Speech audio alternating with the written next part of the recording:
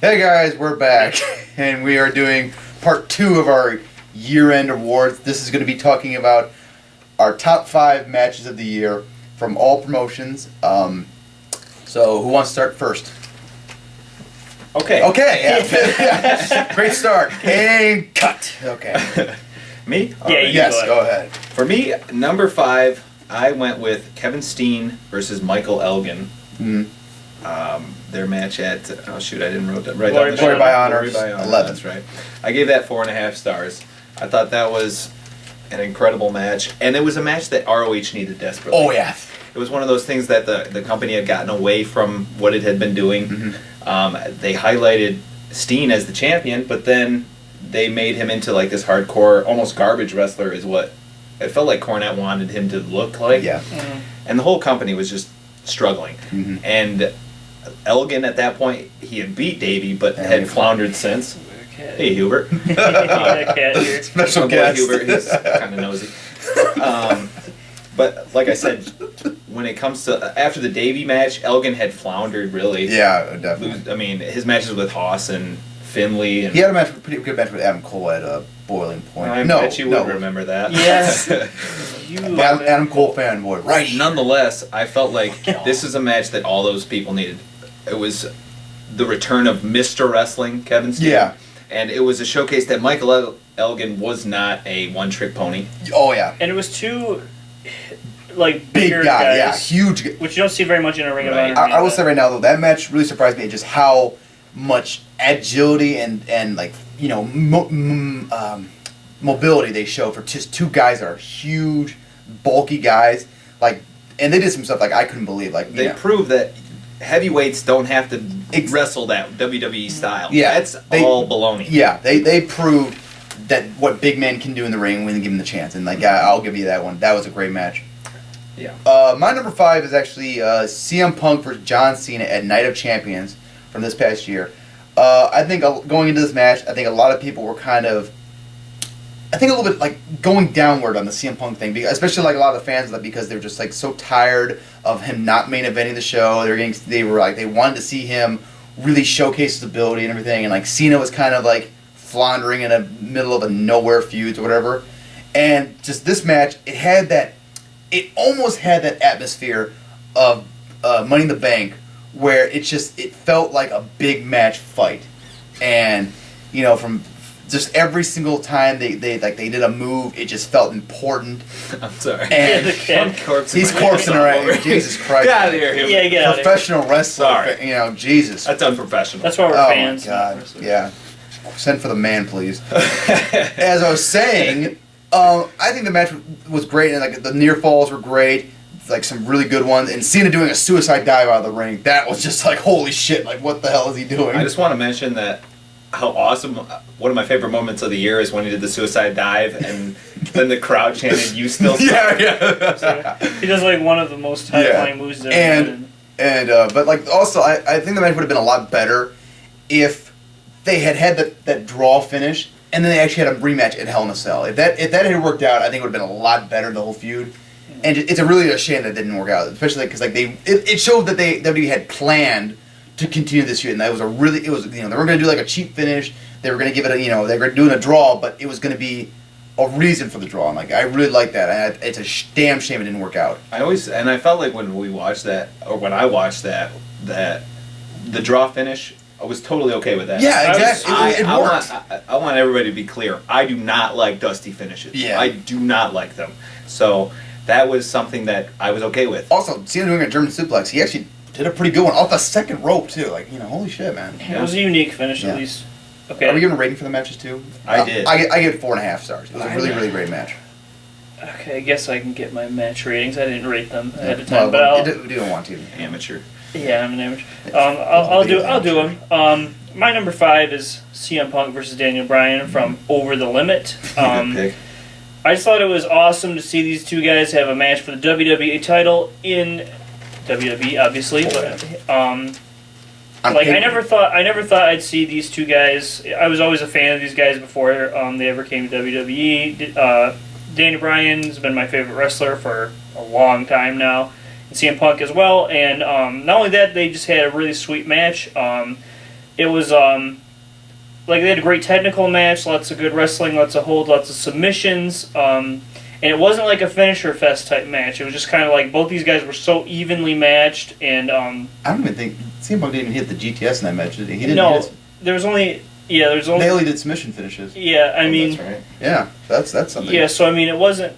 There's a lot of matches. There's a lot of matches that are just finisher fest, and it's just hit a finisher and lay around. And these guys just worked for Punk 22 minutes really or whatever. was too. Like they had a lot of finishes in that match.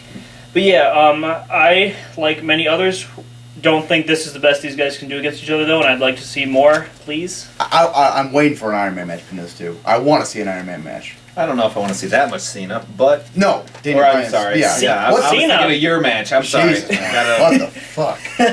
Cena's done an Iron Man match, yeah. Okay. Don't remind your number 4. My number 4 is this is a match that's going to be on everybody's list, but I'm probably going to catch hell for it for being this far down.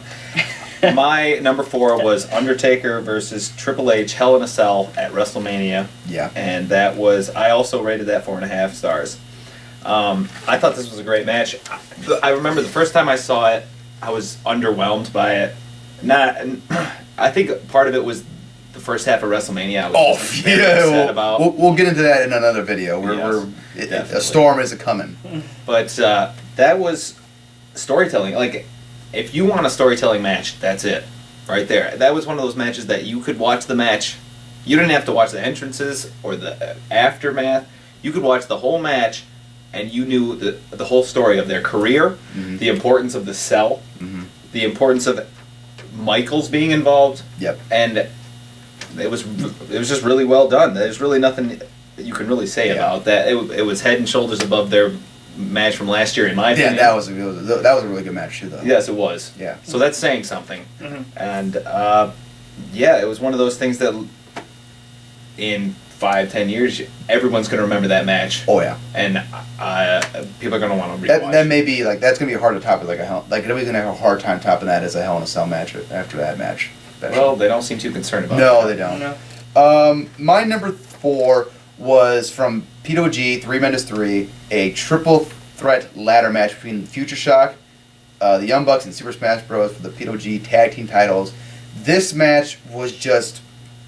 You knew it was going to be crazy because you had 6 wrestlers in a small venue, packed house, and a bunch of ladders they bought at Lowe's. You knew someone was going to get hurt.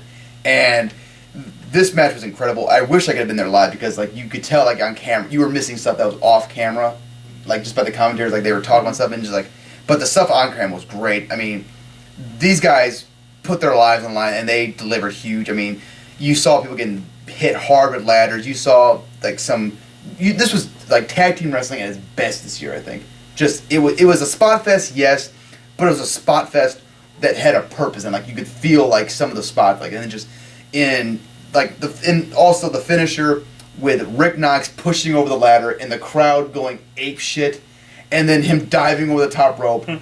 I get goosebumps watching just because of how into it the crowd is, and just you could tell that whole night was just a big party and the whole crowd. And that's how you have a run-in finish that makes sense. Yeah, exactly, because it's been building for months, even years, of the Young Bucks not liking Rick Knox and Rick Knox finally getting his revenge. And just that whole match that is maybe the best tag team ladder match I've seen since the Hardys, Edge and Christian, and the Dudley Boys. Yeah. Definitely. I would definitely say that. I could see people getting that 5 stars. I get 4 3/4. Just incredible match. And just something worth taking your time to see and worth paying for. I don't remember if I rated my number 5 match, but I gave it 4.5 just to be sure. Okay. So my number 4 is also 4.5 stars. I said Hiroshi Tanahashi versus Kazuchika Okada from Dominion, the rematch for the title. This match was just these guys were so evenly matched. It was the rematch which Okada had unexpectedly won the first time, so this was his defense as champion, but you really had no idea who was going to win. It was just, since they'd already had one match under their belt, it just felt like these guys were meant to wrestle each other. They went together so well. And there's not a lot to say. It's just a great match. My number 4. That's it. Yeah, that is a great match. I have not seen that. I must say, I have to admit, it's not on my list, but that's a match that most people should go out of their way to see. That was Yeah. great. And Dominion itself was a great show. Mm-hmm. I need to see that. I did not see that.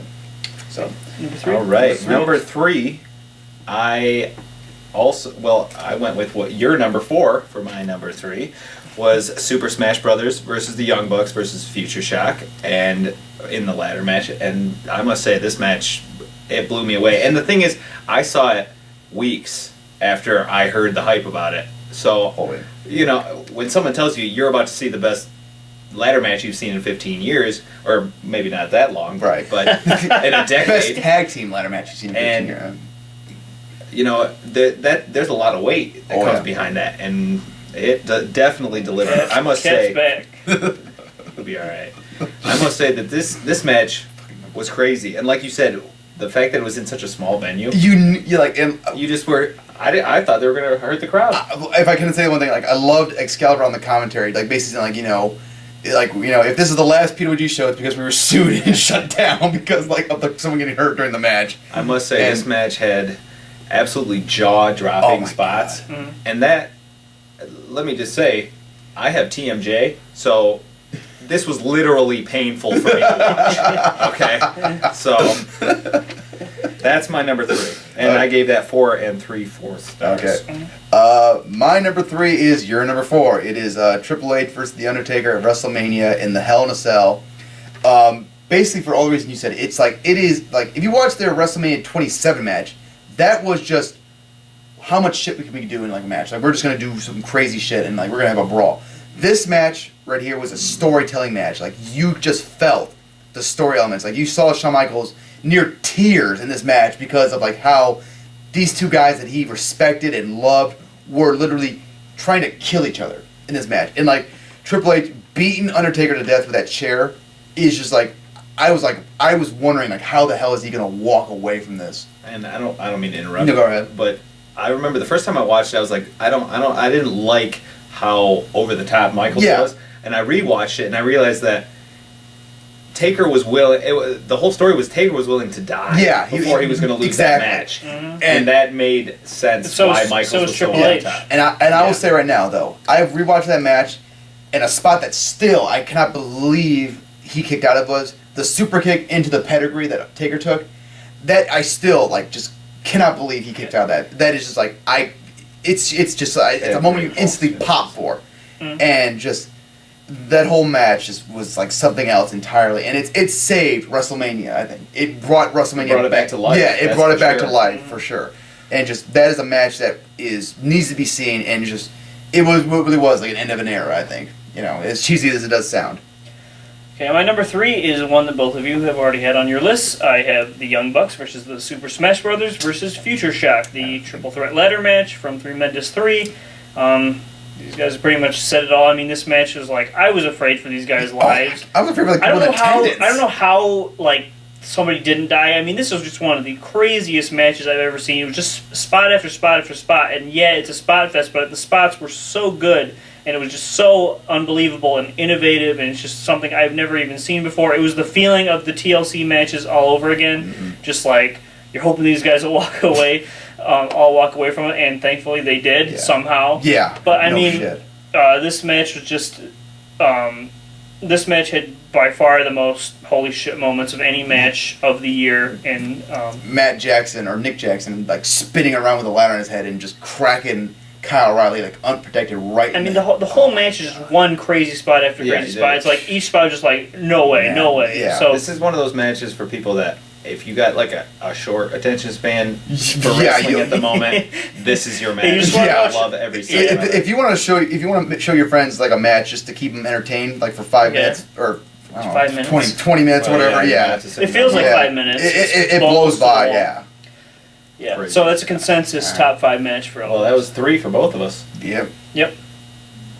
So number 2. All right. For number 2, I went with Davey Richards versus Michael Elgin at their Showdown in the Sun match. Night 2, yes. And I rated that 5 stars. I'm going to stop you right here because I know both of you guys are going to rate this match second. Don't want to go into it much because I want to talk about this match a lot. So I'm going to say it right now. All right, well, I'm going to go into it then. Okay, fuck you. Well, I think it's my turn to talk. So Okay. I just want to say, the only thing I want to say about this match is that this is one of those matches that will be remembered in ROH history among the best. I mean, when you talk about Joe versus Punk, when you talk about the Dragon Gate 6-man, this is one of those matches that's going to come up in that talk. Mm-hmm. Because it is phenomenal. Nigel versus Danielson numerous times, I think. Yeah, this is... But the thing is, like, when you think of ROH in the 5-star matches, there's like 3. Oh, and this was the 4th. Well, I mean... Joe versus Kenta. Let's not get all into the I know, shit, but I'm just saying.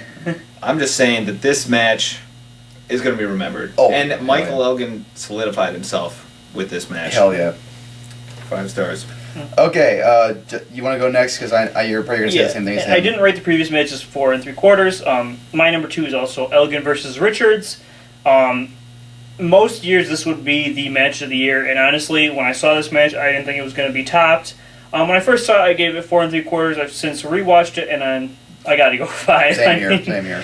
I mean, because my problem with it the first time was that there were the near fall. It's just a sequence of near falls that goes on for about 15 minutes, just 15 minutes of near falls. But even in rewatching it, I'm still like, wow, I could see how you could buy each and every one of those near falls. It's like going into the match, nobody thought Elgin was going to win, but he made it believable, and everything they did worked. It told a great story. Told not to go into this, but he's going into it. Well, Wow, you should have it's my went turn. second. I have the floor, sir. Okay. That's right. This is my channel. I'll fucking edit you out. All right, I won't say any. I'll let you finish it, Okay. but I'll just say almost any of the year, this would be just about match of the year. All right. I mean, it's a great match. Well, I did not put that number 2. I put Suzuki versus Tanahashi from King of Pro Don't Wrestling. talk about that. I'm not gonna talk. I'm gonna say right now though, I love the match. I think the problem I had with that match was I went into it with too high expectation because everyone I heard from talked so much about it. Like everything I heard about it, was like it's a great match, and it is a tremendous match, like just perfectly executed, like technical wrestling match. But there's this, it just didn't do it for me for match of the year, and I'll let you guys talk more about that when you guys get to it. Okay, well, for my number Assuming one... this. my number 1 is Tanahashi versus Suzuki. And for me, this was a great match, and there is no but. This is wrestling. This is what every wrestling match should be compared to. This is perfect. There's nothing bad about this match. This is the big fight feel. This is watching a match and you can suspend belief easily. There's no point in this match where you're like, that was fake. This is a perfect wrestling match, and you bought everything they did. The selling was perfect. Mm-hmm. Nobody forgot to sell the whole match.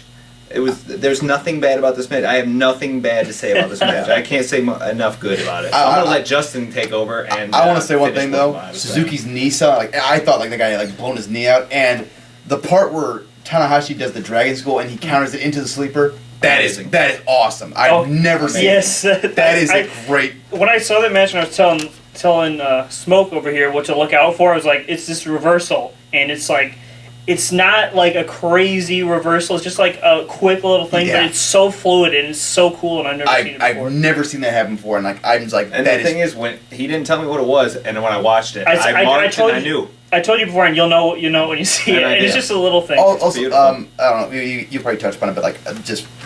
Yeah, it is a phenomenal match. I gotta say that right now. I love the match, but like I said, I just think it was way too overhyped for me. Justin's turn. Okay. I don't like the butts. Okay.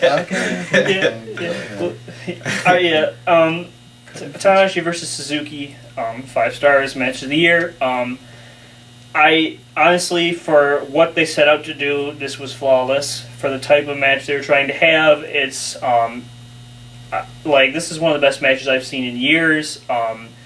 It's just everything was, like he said, believable. The selling of the injuries was believable, and they didn't go away from it.